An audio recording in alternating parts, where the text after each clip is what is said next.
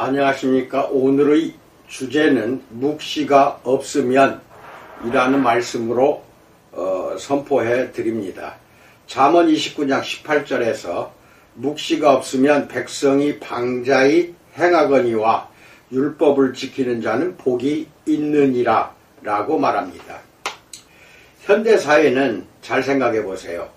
생존을 위한 모든 것이 있지만 생존을 위한 목적은 없습니다. 클릭 하나만 누르면 우리는 온 세계에 있는 친구들과 대화를 나눌 수 있습니다. 위성 수신기가 충분히 크기만 하면 단추 하나로 뉴욕이나 하와이에서 방영되는 TV 프로그램을 시청할 수도 있습니다. 스위치 하나를 누르면 당신의 편지가 달 읽기도 전에 팩스로 온 세상으로 전송되며 이메일로도 전송이 끝나버립니다. 상점들에는 삶을 안락하고 즐겁게 만들기 위한 상상할 수 있는 모든 물품으로 넘쳐납니다. 역시 핸드폰이 이제는 모든 것을 다스리는 세상이 되었으며 핸드폰에는 모든 것이 다 담겨져 있습니다. 그런데 이상하게도 현대사회에서의 삶은 안락하지도 즐겁지도 않습니다. 사회가 행복해지려면 패스트푸드나 즉각적인 쾌락 이상의 어떤 것이 필수적인데 이것을 우리는 생각해야 됩니다. 사람이 만든 기계들이 사람을 조종하고 있다는 것입니다. 사람들이 컴퓨터를 다룰 수 있는 기능을 익히게 되자 오래된 권태가 다시 이제 찾아오게 됩니다. 사람의 깊은 속에 있는 본능이 그가 무엇인가를 찾아야 하며 그것은 현대의 모든 편의기구들이 제공할 수 없다는 것을 입증해주고 있는 것입니다. 만약 우리가 오해한 것이 아니라면 사회가 번영하고 말하는 모든 정치적 수사에도 불구하고 사회는 무너져가고 있는 것입니다. 혼인과 도덕성이 점점 희귀해져가는 사회, 사람들이 거의 읽지도 생각하지도 않는 사회, 생활의 단조로움과 고됨을 잊기 위하여 마구잡이로 쾌락을 추구하는 사회, 참된 사랑, 부모의 역할, 소명, 사랑이 말 그대로 거의 사라진 사회가 되어버렸습니다. 그런 공동체 속에서는 사람이 살고 있다고 말하기가 힘듭니다. 현대사회에서 고등교육을 받은 사람들도 영원한 일들에 관한 한 항구적인 식물 상태에 머무는 것으로 만족하는 것 같습니다. 현대사회는 매우 빠른 속도로 붕괴하고 있습니다. 영적인 사람이라면 도시의 길거리에 서 있거나 신문을 읽는 전형적인 시민과 잠깐 대화를 나누어 보기만 해도 그 마음에 두려운 생각이 엄습합니다. 나는 사망의 골짜기에서 살고 있다. 우리 주변 사방에서 움직이는 사람들은 살아있으나 죽어있다. 현대사회는 바보의 낙원 속에서 살고 있다. 라는 생각이 엄습하게 됩니다. 묵시, 즉 비전이 없으면 백성이 망한다는 잠언 29장 18절은 그 솔로몬의 말은 옳습니다. 그 짧은 한 문장이 현대사회의 난관을 정확하게 진단하고 있습니다. 사람들에게는 슬프게도 비전이 없습니다. 여기서 말하는 비전, 이것이 바로 묵시입니다. 그들에게는 흥분시킬 어떤 이상도 없습니다. 그 결과 위에서 싸울 것도 도달할 목표도 마음을 고향에서 영감을 가지고 노력하게 하거나 영웅적으로 자기를 희생하게 하는 아무것도 없어져 버렸던 것입니다. 삶의 의미를 잃은 결과 목적을 이제는 상실했습니다. 컴퓨터와 TV는 가장 먼저 알아야 하는 중요한 문제가 무엇인지를 가르치지 못하고 있습니다. 내가 왜 여기에 있는가? 누가 나를 여기에 살게 했는가? 그렇게 한 이가 누구인가?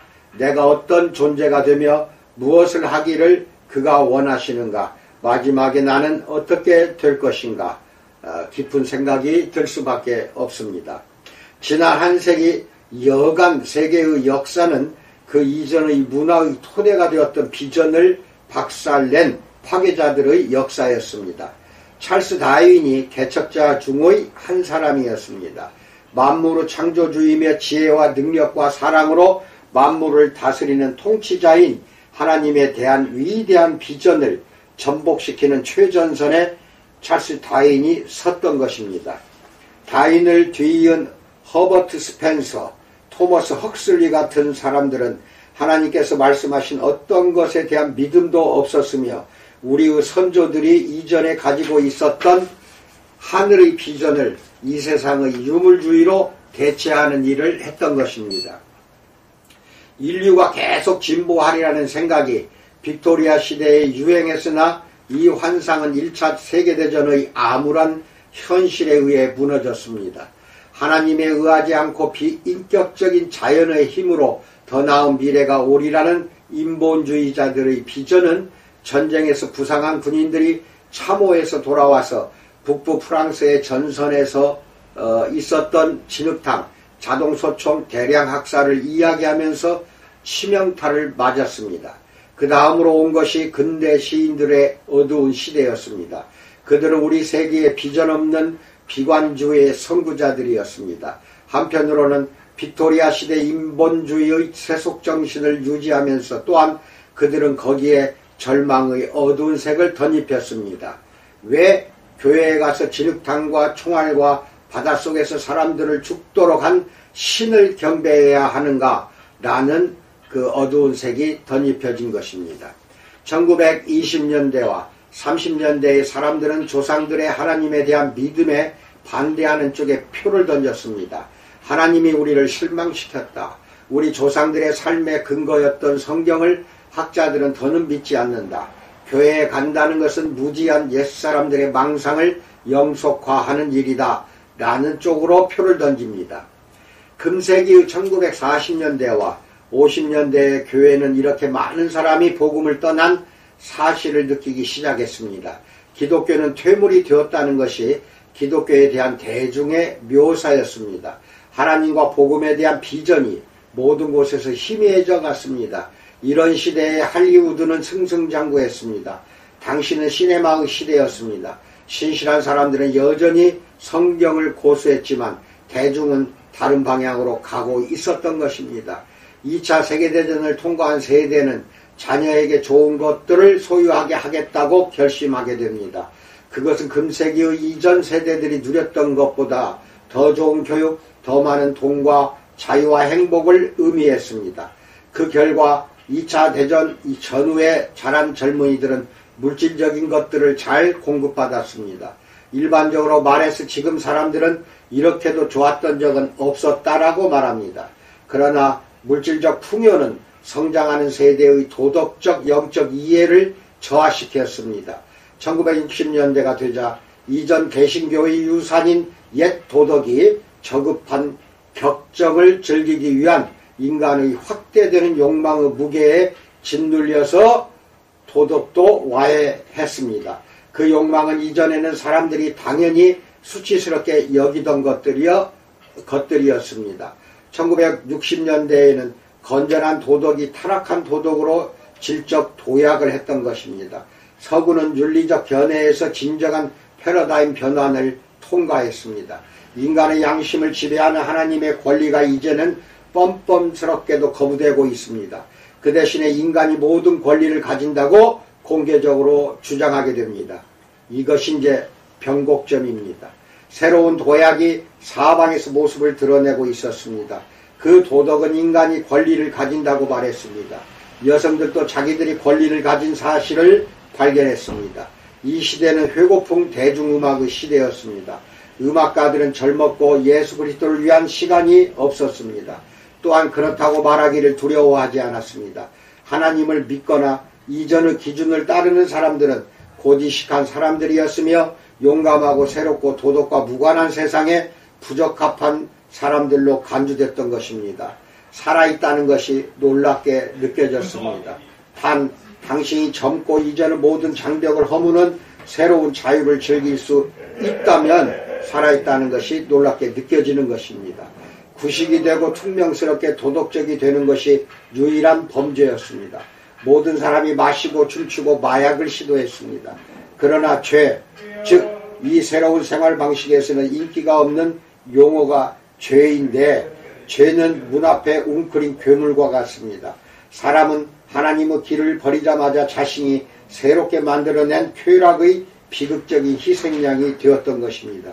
지금 미증후의 질병이 진리를 공격합니다. 불장난하는 사람들은 손가락을 댈 수밖에 없습니다. 비전 없는 슬픈 사회는 모든 것이 방탕한 유흥이 되는 바로 그 순간에 잘못된 방식으로 추구했던 쾌락이 꼬리에 침이 달린 정갈이라는 것을 발견하게 됩니다. 부유한 국가들이 힘을 합쳐서 내는 모든 자원도 강하고 건강한 청년들을 온갖 종류의 바이러스에 취약하게 만들었습니다. 그리고 청년들을 살아있는 그림자로 만들어버린 음흉한 새로운 형태의 질병에 대한 치료제를 찾지 못하고 있습니다. 무제한적이었던 쾌락은 악몽으로 끝나고 있습니다. 슬프고도 비전이 없으며 깊이 상실된 우리 사회가 얼마나 더 깊은 수렁으로 빠진 후에야 하나님께 도움을 구할지 그것을 알 수 있는 능력이 우리에게는 없습니다. 우리는 그것이 더 낮은 곳으로 떨어지지 않기만 간절히 바랄 뿐입니다. 만약 하나님의 손이 이 사회가 성경의 빛과 진리에서 더 멀리 떠나서 더 깊은 흑암으로 떨어지도록 허락하신다면 그 사회가 어떤 사회가 될지 상상만 해도 몸소리가 쳐집니다. 우리가 보아서 알고 있는 바 사방에서 발생하는 일들은 그리스도인의 마음의 비탄을 일으키기에 충분합니다. 모두가 배교한 것이 아니고 복음이 완전히 빛을 잃지 않았고 전부가 죄에 넘겨지지 않은 사실로 인하여 우리는 하나님께 깊이 감사합니다. 그러나 만약 우리들이 이전에 하나님의 은혜로 위대한 나라가 될 수 있었던 그 비전을 볼 수 있는 은혜를 받지 않는다면 미래는 정말로 암울합니다. 하나님의 말씀이 우리 앞에 펼쳐 보이시는 옛 비전을 떠나서는 출구가 없습니다. 그것은 보좌에 앉으신 하나님, 복음의 자비가 필요한 죄인인 사람, 믿음으로 오는 모든 사람을 끝까지 구원하시는 사랑하시며 살아계신 구원자 그리스도의 비전입니다. 이 비전은 개인들과 국가들을 일으켜 영원히 기억할 가치가 있는 위협을 성취하게 합니다. 루터가 웜스 의회에서 자기를 위협하는 온 세상을 직면했을 때 그를 세워준 것이 이 비전이었습니다. 칼뱅으로 하여금 조용한 학문적 은거에서 벗어나 제네바의 수많은 문제 속으로 용감하게 뛰어들게 한 것도 이 비전입니다. 옥스퍼드의 순교자 레티머와 리들리로 하여금 잉글랜드 종교개혁의 촛불을 밝히게 한 것도 이 비전이었습니다. 1620년에 뉴 잉글랜드로 항해한 용감한 미국 국부들의 눈앞에 이 비전이 있었습니다. 이 비전이 캐리를 인도로, 리빙스턴을 아프리카로, 저드슨을 미얀마로, 그리고 무수한 사람을 세계의 변방으로 내몰았습니다. 이 복음의 비전이 없으면 국가가 무너집니다. 사회가 복음의 진리를 상실하거나 거부하면 그 사회는 홍수 이전 세상의 수치였던 그 악덕과 소돔과 고모라의 하나님의 불이 떨어지게 했던 그 악덕 속으로 미끄러져 들어가게 됩니다. 만약 그 사회들이 복음을 알고 사랑했더라면 그때까지도 존재했을 것이라고 그리스도께서 말씀하셨습니다. 마태복음 11장 23절 보세요. 사회를 통합하고 사회의 응집력, 통일성, 목적을 제공하는 것은 복음의 비전입니다. 진정으로 하나님을 경배하는 나라가 높이 날아오르고 대적들을 정복하며 땅의 모든 곳에 영향력을 심으며 역사에 영원히 선한 표지를 남깁니다. 사람들이 어떤 사회든지 하나님의 말씀을 듣고 그 생활을 말씀에 합치시켜서 죄를 회개하고 그리스도를 신뢰하면 그 사회는 안전하게 됩니다. 그 사회가 원시적이다, 구식이다, 혹은 해묵었다는 비웃음을 받을 수 있지만 위로부터 오는 도움을 항상 받을 것입니다. 그는 높은 곳에 거하리니 견고한 바위가 그 요새가 되며 그 양식은 공급되고 그 물은 끊어지지 아니하리라. 이런 혜택은 내 눈은 왕을 그의 아름다운 가운데서 볼 것이며 그들이 광활한 땅을 눈으로 볼 것이기 때문이다라는 이사야서 33장 16절로 17절 말씀을 잘 읽어보세요. 우리 역사 중에서 솔로몬의 다음과 같은 말을 상기해야 할 필요가 이렇게도 간절했던 적은 없습니다. 잠언 29장 18절 다시 말합니다. 묵시가 없으면 백성이 방자히 행하거니와 라고 말합니다. 묵시가 영어로는 비전입니다. 번역할 때는 문맥상 묵시로 번역하지 않고 비전으로 번역해서 말씀드립니다.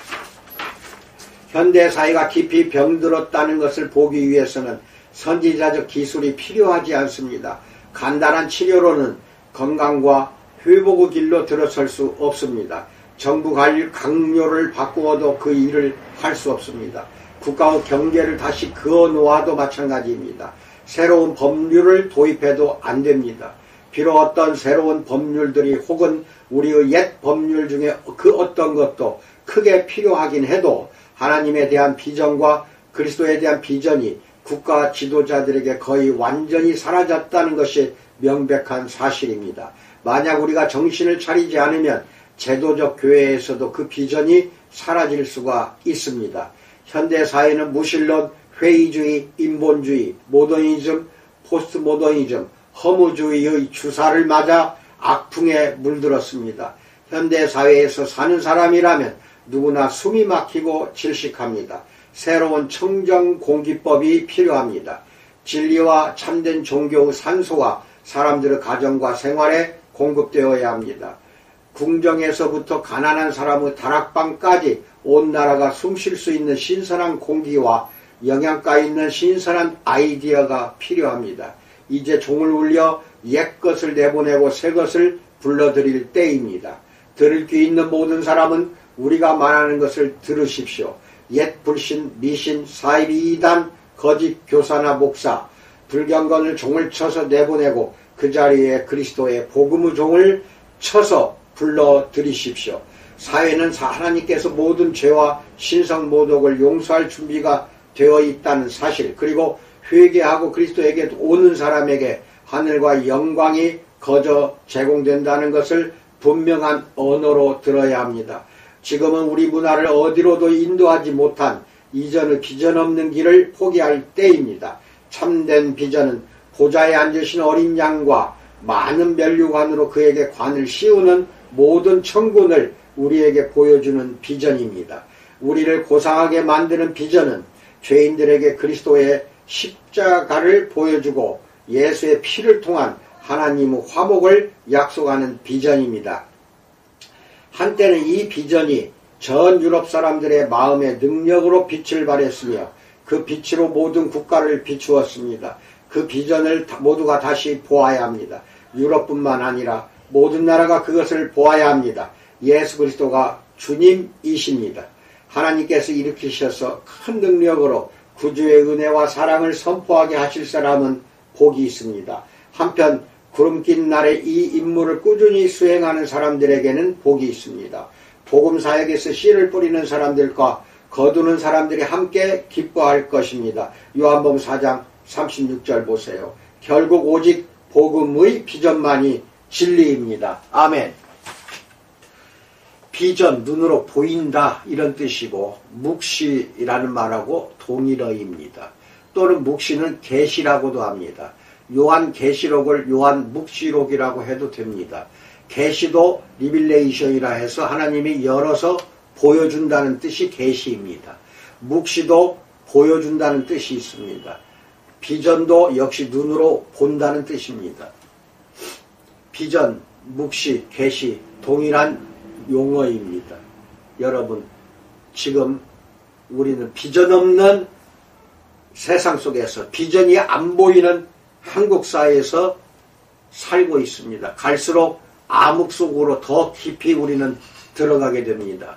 수많은 한국 교회의 기독교인들이 교회를 떠나고 있습니다. 이것이 비전입니까?